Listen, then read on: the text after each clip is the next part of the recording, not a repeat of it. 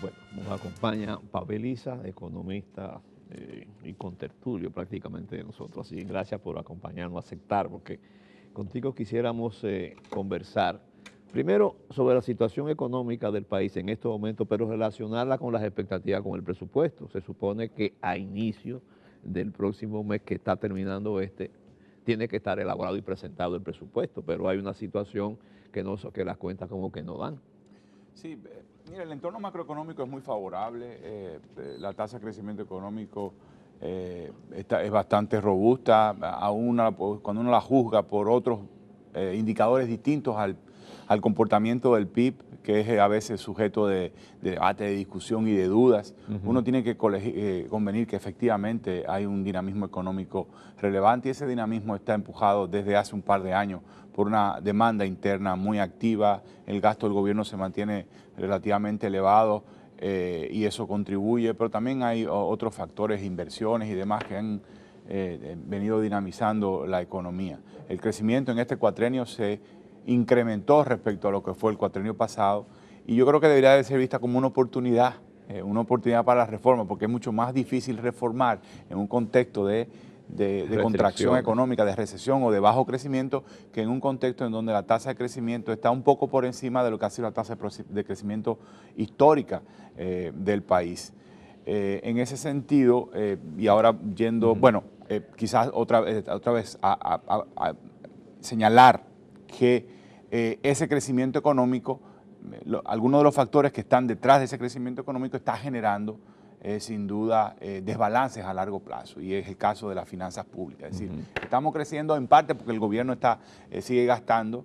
Yo he dicho antes que de alguna manera el gobierno no ha sucumbido a la idea y a la presión de que hay que tumbar el gasto público para ajustar las finanzas, porque eso te puede haber llevado a una situación como la de Grecia, por ejemplo, en donde tumbas el gasto para cerrar la brecha, pero al tumbar el gasto, tumbas la economía, tumbas las recaudaciones y vuelves y mantienes una brecha fiscal muy elevada. Pero sí probablemente debió de haber sido más agresivo, un poco más agresivo en la ruta hacia ir disminuyendo el déficit fiscal.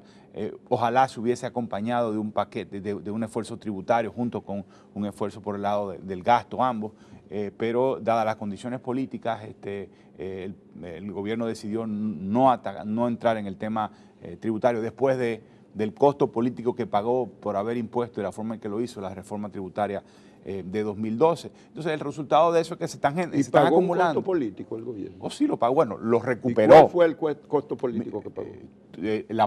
La tasa de aprobación del presidente Medina justo en ese periodo se derrumbó dramáticamente, algo bastante inusual de mi punto de vista. No, yo no recuerdo que la tasa de aprobación se derrumbara. Incluso el presidente Medina al presidente no se le ha derrumbado desde el principio. Incluso el presidente Medina se quejó desde Santiago de Chile, en una entrevista en una de las cumbres, se quejó con cierta amargura del efecto que tuvo el debate alrededor de la reforma. Pero no con un incluso una tasa de su imagen. ¿No? La impresión, incluso él habló de una tasa incluso creo que un colega de ustedes le preguntó y le puso cifra de una tasa de aprobación del 40%, del 45%. Danilo. Sí, y él dijo. Nunca ha bajado Después se recuperó.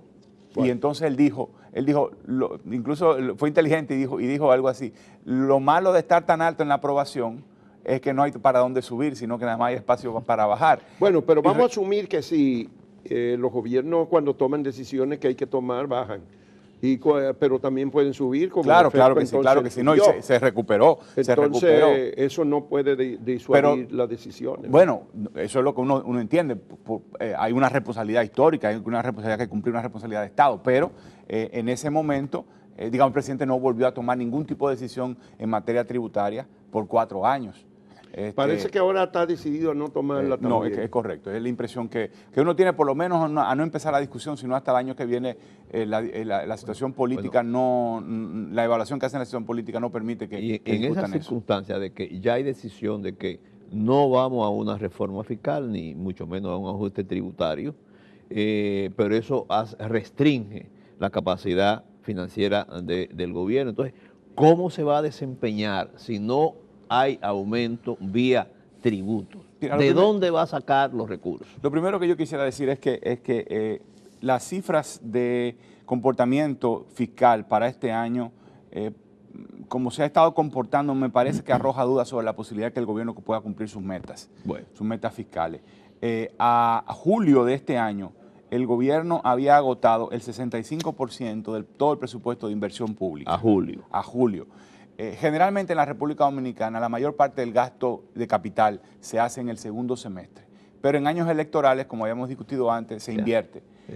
Pero rápidamente empieza un ajuste después de las elecciones en el gasto de capitales, en el gasto de inversión.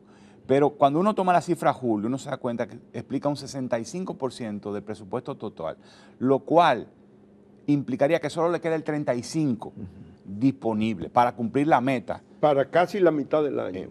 Y sin embargo, mantener un gasto tan bajo para cumplir esa meta me parece bastante poco probable. O sea que aún para un año electoral, que quede tan pocos recursos para los 5 meses siguientes, es inusual.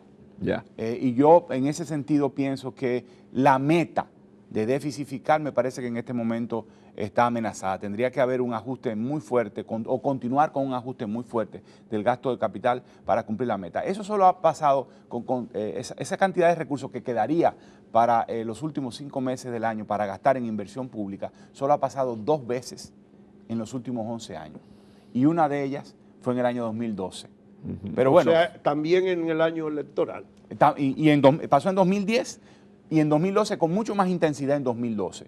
Pero en 2012 fue, digamos, el movimiento de una administración a otra administración. Y bueno, y sabemos... De un mismo partido. De un mismo partido, pero sabemos que el presidente Fernández apostó a su propio proyecto, gastó de manera desmesurada y le dejó lo mínimo para completar el año, y sabemos lo que sucedió en el primer semestre del año 2013 como consecuencia de la fuerte contracción del gasto público desde el último semestre de 2012. Y ese fue el colapso del crecimiento económico, que motivó al Banco Central y a Hacienda a hacer esfuerzos extraordinarios exitosos para retomar la senda de crecimiento. ¿Cómo tú esperas que termine este año?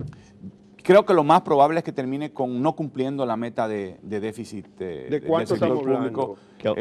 Estamos hablando de que la meta de déficit es equivalente al 2.3% del PIB, podría terminar en 2.6, 2.7% del PIB, es decir, en vez de 73.000, 74.000 millones, creo que es, ¿no? Estaríamos hablando, no sé, de quizás por encima de 80.000 millones, pero depende de lo que ellos hagan de ahora en adelante.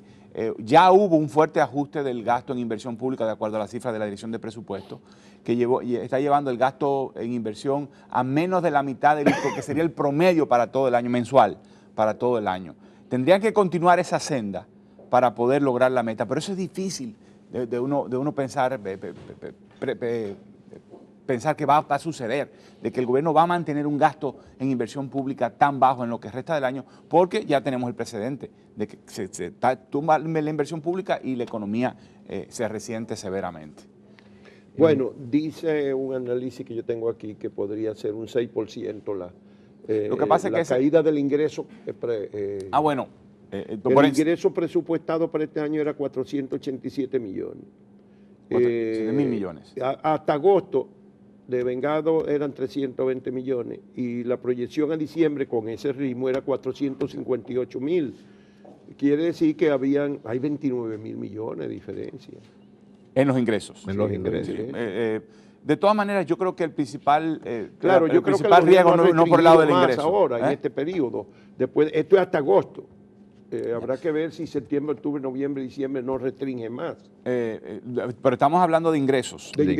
Digo el gasto el gasto, sí. Bueno, yo creo que el ingreso es... el ingreso también seguramente queda un poco por debajo, pero no mucho por debajo probablemente de lo que se planteó en el presupuesto. El tema otra vez efectivamente es el lado del gasto. Mi impresión es que el gobierno no va a ser capaz de tumbar el gasto al nivel que se requiere para cumplir con la meta. Y el año que viene lo que va a suceder, pensaría yo, es que vamos a continuar por la misma celda que venimos desde el año 2013, y es de contracción permanente, gradual, del gasto primario.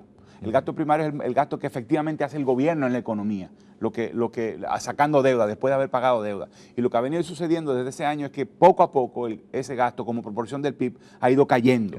O sea, la capacidad real de gasto como proporción del tamaño de la economía se ha ido comprimiendo todo el año, poquito a poquito, por la falta precisamente de movimiento por el lado de una Pero reforma también tributaria y la calidad fiscal del amplia. gasto, porque por donde ha tenido recursos, por ejemplo en educación, el informe de Educa También está el tema de gasto. Por supuesto, dice es que de una desmesura el del principal gasto. enemigo de una reforma amplia de la fiscalidad en el país es la calidad del gasto público. Sí. Es la resistencia política que habría a una reforma en ese sentido y el costo político que pudiera pagar cualquier administración en la medida en que el Estado no cuenta con la legitimidad necesaria para hacerlo, porque la percepción es que es un Estado dispendioso, un Estado marcado por la corrupción, por el clientelismo. Entonces, en ese contexto no se movería. Un movería. círculo vicioso. Tú decías ahorita, ponía el ejemplo de Grecia, de la medida de contracción, pero viéndolo al revés, durante muchos años el desbordamiento del gasto Claro. Y el endeudamiento en Grecia llevó a esa situación de bueno, insostenibilidad. No No estamos corriendo ese riesgo. En la República Dominicana teníamos quizás guardando ciertas distancias, pero Sí. estamos corriendo, sería el 9º año consecutivo en el cual el Estado dominicano incurre, el sector público no financiero incurre en un déficit muy elevado de entre 2 y 3% del Producto Interno Bruto. ¿Y el 1, 2, financiero? 3 años no es problema. 1, 2, 3 años no es problema, pero cuando tú tienes 9 años, 8 años, bueno, pasa lo que ha pasado, que ahora los intereses por la deuda pública acumulada van a representar el año que viene entre 23 y 24% de los ingresos tributarios totales. O sea, de que por cada 100 pesos que las agencias recaudadoras van a colectar el año que viene, casi 25 pesos, 23 pesos, 24 pesos van a tener que pagarlo de intereses en la deuda pública. Y al mismo tiempo lo que está pasando es que el país se está endeudando para pagar ya no solo el capital, porque bueno, si tú se endeudas para pagar el capital, tú puedes decir es un reenganche, Sí. tu deuda total no cambia, pero se está endeudando para pagar no solo el capital vencido, sino los intereses. ¿Ya? Y eso es claramente insostenible. Pero yo no veo que haya condiciones para que sea algo distinto el año que viene y parecería que vamos a continuar en esa misma senda. No es lo que yo desearía, por supuesto. Yo hubiese deseado que se empezara a discutir con profundidad un nuevo arreglo fiscal, una nueva fiscalidad, como decía el exdirector de impuestos, y que empezara por dar pasos contundentes por el lado de la calidad del gasto público, de tal manera que el Estado mandara una señal clara de vamos caminando en una dirección correcta. Como el caso del 911, yo siempre pongo el 911, la gente lo que quisiera financiar es mucho 911. ¿No? Bueno, Estaría más Cándido dispuesto a eso. Mercedes puso una nota de que la más baja tasa de aprobación de Danilo Medina fue en el 2015, después de la reforma constitucional, y que todavía quedó en 52%, o sea que no bajó de la mitad. Pero yo En el recuerdo perfectamente, Juan, en esa entrevista, En Chile. quizá la medida fue otra. Bueno, él probablemente dijo eso. Y además, pero además lo dijo con pesar. Sí. Dijo, después de aquello que nos afectó mucho, hemos podido recuperar. Sí, porque él empezó con una aprobación del 60 y pico, 70%, entonces le afectó porque bajó de Cualquier ahí. cosa bajara. Y, Claro que bajó. Yo quiero a ver si puedo expresarlo claramente. En el discurso del 16 de agosto, el presidente habló de todos los esfuerzos que se hizo para sacar a personas de la pobreza. Dijo que 920,000 personas salieron de la pobreza. Sin embargo, en su discurso en Naciones Unidas, también habló del término de pobreza, pero ahí como que matizó que muchos de los que salen de la pobreza quedan en el umbral de la vulnerabilidad, que no van a la clase media, sino que siguen siendo prácticamente pobres. ¿Cómo se compagina su discurso en República Dominicana de que sacamos 920,000 de la pobreza y en Naciones Unidas maneja unos conceptos más relativos donde no todo el que sale de la pobreza... Bueno, son auditorios diferentes, claramente. Y él ha asumido ese discurso triunfalista que ha asumido también a nivel interno en otros foros internacionales. Pero en el caso de ese foro fue mucho más cuidadoso y me pareció que fue positivo. Es decir, habló de que el mundo en general había hecho progreso en ese sentido, pero que todavía había una enorme cantidad de personas en vulnerabilidad, me parece que fue un reconocimiento de cuán frágil es este éxito. Pero lo que reconoce allá no lo reconoce aquí. Bueno, yo repito, insisto que creo que probablemente tenga que ver con cómo explotar políticamente en cada uno de los escenarios. Lo que sí me llamó la atención fue dos cosas. Primero, que puso sobre la mesa el tema de la agricultura. Sí. Ya se están sintiendo los efectos de las decisiones de apertura comercial tomadas hace una década con severidad, y el presidente en ese escenario se muestra sensible a los reclamos de que las importaciones están desplazando a la producción doméstica. Yo había dicho que en el caso del DERECAFTA, el gran ganador de esa negociación fue el sector agropecuario estadounidense, el gran perdedor fue su homólogo en la República Dominicana, y ya parece que aunque la desgravación iba a tomar tiempo, ya está tomando efecto, y el presidente, bueno, empieza a hablar de la posibilidad de revisar y de discutir para los el tema. centroamericanos. Parece que en menor medida. Creo que la situación de Centroamérica es diversa. El Salvador es un importador neto de alimentos desde hace mucho tiempo del resto de Centroamérica. Nicaragua, por el contrario, es un exportador de alimentos.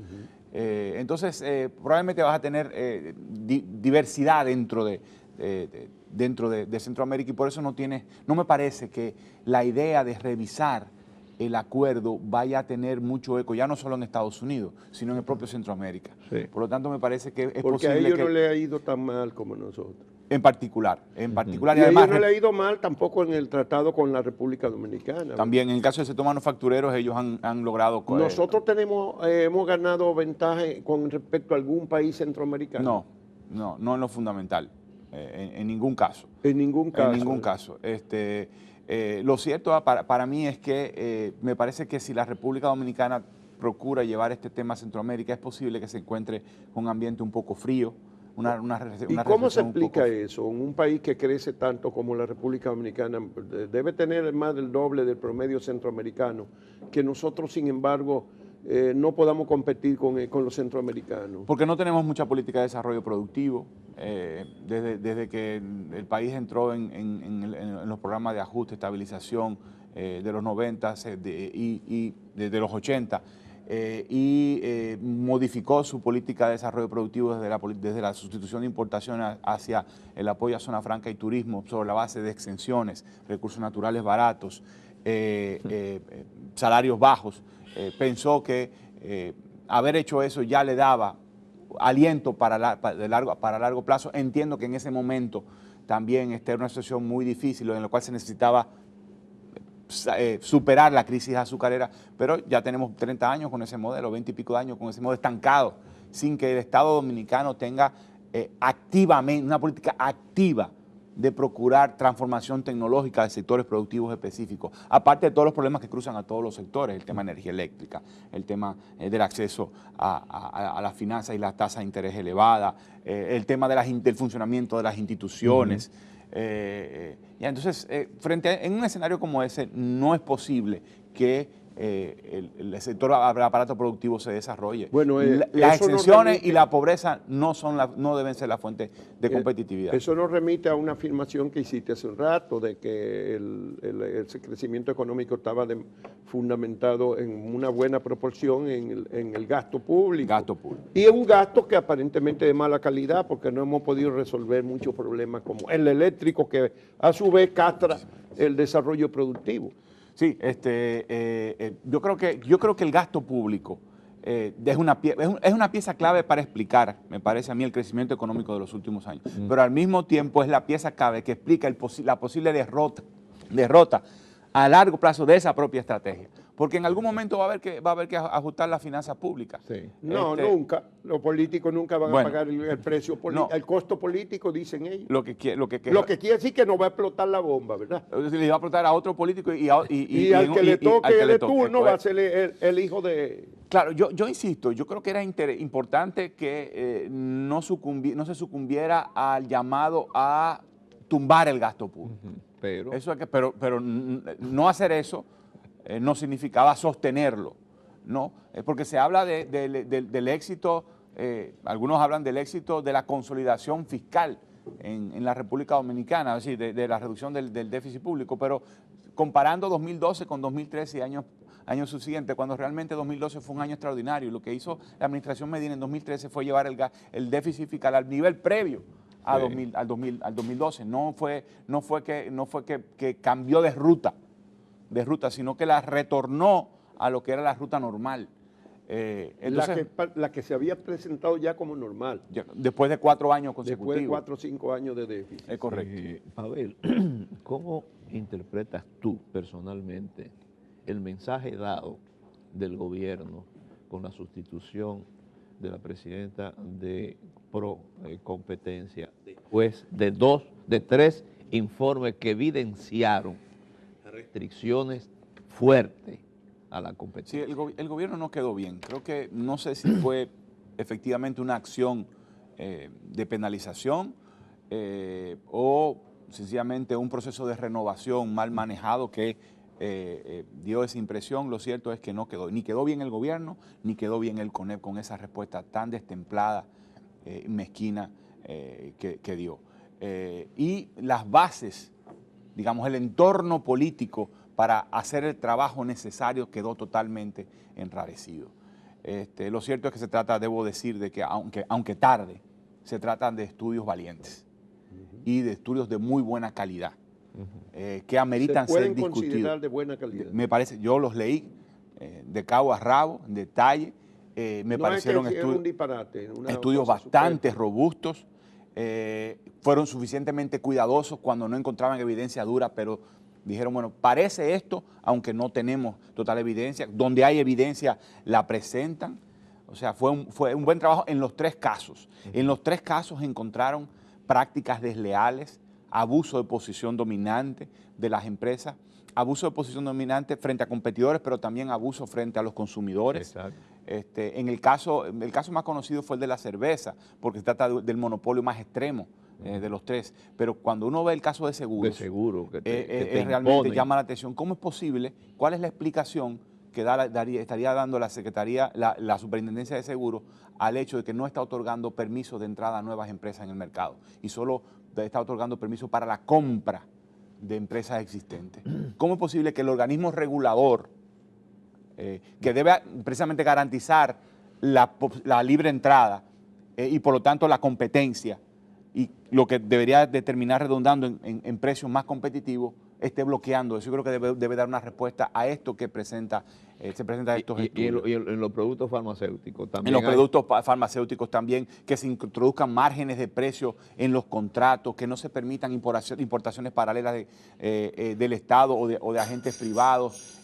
Todo eso restringe tremendamente la competencia y hace que, en el fondo, refuerza la tendencia a la concentración y a la inequidad. Y en la institucionalidad también quedó mal, porque destituyó una funcionaria que era inamovible según la ley. Sí, ahí hay una discusión, un debate que entre abogados he visto diferentes posiciones. Lo cierto es que todo quedó bastante enrarecido. A mí lo que me preocupa, y tú lo dejas entender en tu artículo, es las posibilidades que tiene realmente Pro Competencia de desempeñar. Hay un su espacio función. enorme. Pero ya con esto de decir, mire. Bueno, yo creo que, no, pero yo pienso que la cancha, Rafael, está abierta. Es decir, a pesar de que fue en este entorno en que está, digamos, empezando a renovarse la comisión, la cancha está plenamente abierta. Al día de ayer o antes de ayer, Procompetencia anunció que iba a poner a disposición del público en su página web los 3 estudios. Parece que solo hicieron un número limitado de impresiones. Oficialmente, su cuenta de Twitter lo informaron. Por lo tanto, si lo están haciendo, significa que en principio no le están huyendo al tema, ¿no? Entonces, yo creo que la mesa está servida. Tienen que nombrar una dirección ejecutiva, tienen que renovar aparentemente parcialmente la comisión, el consejo directivo, y yo creo que a partir de ahí lo que tiene que hacer la ciudadanía es empezar a empujar. Bueno, la ley va a cumplir 9 años en enero y todavía no han nombrado el director ejecutivo, 9 años, ni han aprobado el reglamento. Sí, uno se pregunta cómo es posible que alguien haya o bloqueado esto o alguien no haya dado el paso que tenía que dar frente a esto. Yo creo que es cuestionable. Se establecía un periodo de 90 días. Eso no habla bien, definitivamente que no habla bien de quienes están llamados a tomar decisiones en este caso. Y no habla bien de su responsabilidad frente al público, pero además frente a la empresa competidora, porque a veces uno dice nada más, uno piensa que nada más son los consumidores, por supuesto que son los más vulnerables, pero también frente a la competencia, frente a las pequeñas empresas que quisieran tener un espacio para respirar en ciertos mercados y sencillamente no pueden porque el Estado no cumple su rol, ¿no? Entonces, yo creo que han quedado muy mal. Tienen la oportunidad de lavarse la cara. Pero no lo dejemos en ello. Empecemos a reclamar nosotros, a decir nosotros, a empujar porque los 3 estudios se discutan, porque se generen otros estudios y porque se nombre al fiscal, que es la dirección ejecutiva. Sí. Y que lleve los casos. Bueno, Pavel Issa ha sido un abogado de las políticas sociales, de la economía, ¿verdad? Un abogado de... La mejor política económica es una buena política social, así como dicen que la mejor política social es una buena política económica. Social se estancó o... Yo creo que dio un salto en los primeros 2 años de la administración Medina. Empezó... Por las escuelas, sobre todo. Yo creo que el tema de educación, que fue un triunfo ciudadano, sin duda, bueno, y ahora se pone en tela de juicio, por la calidad del gasto público. Creo que hay otro estudio que hay que leerse, hay que estudiar, para poder tener armas con ciudadanas ¿Ya tú para reclamar. No todavía. Pero además fue la Yo final lo de la leí en el semana fin de pasada. semana y me impresionó profundamente, ¿no? Porque llegué a la conclusión, pero los políticos nos burlan por completo. Peleamos durante tantos años. En este programa se peleó durante 27 o 28 años de este programa, se peleó por la calidad de la educación, por la inversión en educación. Todos nosotros estuvimos al frente, fuimos a las plazas públicas, a las manifestaciones. Y ahora descubrimos que los cuartos lo están cogiendo para más clientelismo, una proporción importante de ese 4%. Porque, tanto que dice el informe que de mantenerse la tendencia ya para el 2019 o 20 sería insostenible. Porque es que el 4%. Es que la dirección del gasto no es el único criterio a evaluar. Digamos, hubo un triunfo ciudadano y unos puntos que se anotó el presidente Medina al cumplir con la ley. ¿Sí? Cumplir con la ley. Cumplir con la ley le da puntos. Comprometióse con la sociedad a cumplir la ley. Cumplió la ley en términos de la dirección del gasto, pero el tema no es solo la dirección de los gastos, no sé en qué tú gastas, sino cómo tú lo gastas. ¿Cuál es el proceso? Bueno, de quién, en quién gastas, a quién contrastas, mira, cuánto le pagas. El informe tiene una parte que es lo que tú dices. ¿Qué y cómo? Ese es el tema. ¿Qué y cómo? Es importante. O sea, cuando hablamos de calidad del gasto, no solo hablamos de estructura, de composición del gasto, hablamos de proceso del gasto, que sea ajustado, que esté justificado, que sea ese el monto para ese tipo de fines y provisto por tal o cual proveedor o proveedora, ¿no? Entonces, de todas maneras, volviendo a responder tu pregunta, la calidad, la política social se pareció robustecida 2013, 2014, especialmente innovadora, pero no hemos visto mucho más innovaciones a partir de ahí. Y no estoy seguro que la administración Medina vaya a dar un nuevo salto. Ojalá también, ojalá lo dé, ojalá le preste atención a estas cosas, pero no lo veo claro, no veo dónde están los intereses, los incentivos políticos robustos para hacer esto. Bueno, pero este es el último periodo del presidente, podía hacer lo que nunca se ha hecho ahora. Ya no tiene que temer al costo político. Bueno, quisiera continuar teniendo poder aún fuera del Estado y probablemente... ¿Y no le daría poder hacer las cosas que la sociedad quiere? Bueno, eso es una... Porque esa es la pregunta. Yo digo, siempre creemos que van a pagar un costo político. El problema es que el partido es mucho más poderoso que la sociedad. Ese es el problema. Y entonces... Muchas gracias, don Pavel Issa Contreras, economista, especialista en políticas sociales, por haber aceptado nuestra invitación. Vamos a despedirlo con este cafecito Santo Domingo y desearle mucha suerte y éxito en los próximos tiempos. Gracias.